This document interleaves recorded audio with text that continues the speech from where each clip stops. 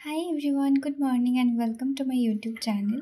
तो आज सरस्वती पुजो और আমরা বেরিয়েছি এখন গঙ্গার জল আনতে।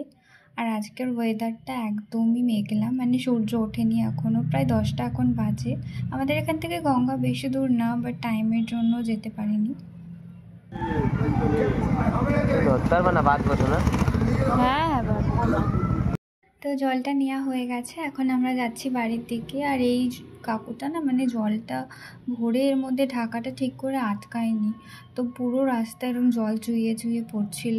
তো আমাদের জামা প্যান্টও অলমোস্ট ভিজে গেছিলো। তো যাই হোক, কোনো মতে এলাম বাড়িতে। আর বাড়ি এসে আমরা আবার বেরিয়ে গিয়েছিলাম মিষ্টির দোকানে মিষ্টি কেনার জন্য। আর এখানে এত মিষ্টি দেখে তো আমি কনফিউজ হয়ে যাই যে কোনটা নেব। আর এখন আমরা আবার বাড়ি যাচ্ছি। বাড়ি গিয়ে আমি স্নান করব, করে রেডি হব, কারণ স্নান করে আবার পুজোর ওখানে যাব। তো এসে গেছি আমি পুজোর জোগাড় করতে। আর আজকের দিনে না স্কুলের কথা খুব মনে পড়ে। এই একটা দিনই ছিল যেদিন আমরা সবাই স্কুল ইউনিফর্ম ছেড়ে শাড়ি পরে স্কুলে যেতাম, ভীষণ মজা হতো। এই দিনগুলো তো আর ফিরে আসবে না, কিন্তু প্রতি বছরই মনে পড়বে। তো এখানে আমাদের পুজো হয়ে গেছে। আর সরস্বতী পুজো এবার 2 দিন পড়েছে, আমাদের আগের দিনই হয়েছে। তারপর পুজোর পরে ফার্স্ট যেটাই খাই সেটা হচ্ছে প্রসাদ। তো এখানে আমি প্রসাদ খেয়ে নিয়েছিলাম। তারপর আমি আবার রেডি হয়ে গেছিলাম, লাঞ্চটা বাইরেই করার ছিল। তো এখানে আমরা লাঞ্চ করে নিয়েছিলাম। তারপর বিকেলের দিকে গেছিলাম একটা মেলায়, বিকেল না সন্ধে প্রায়।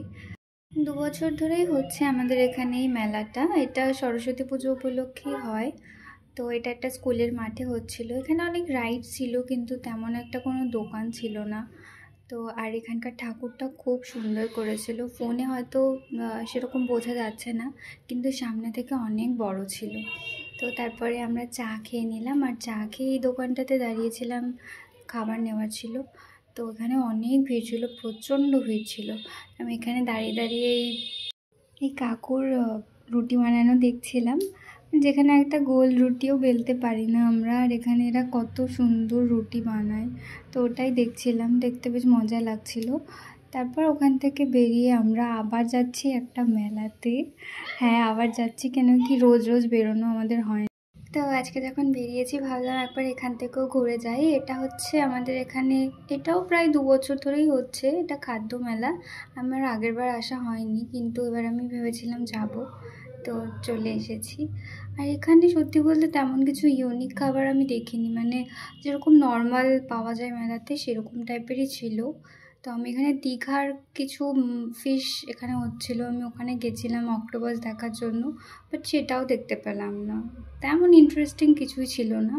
তো ওখান থেকে আবার একটা ফিশ ফ্রাই খেয়েছিলাম, আর রাস্তায় এগুলোর সাথে দেখা হয়ে গেছিল। ওকে দাও, ওকে দাও, তাকাচ্ছে কেমন করে।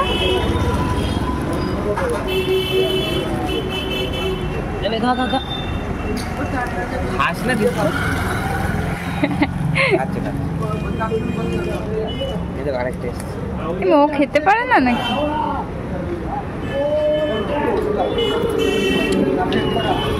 ওদের শেষ হয়ে গেল রে, বেচারা খেতে পারছে না।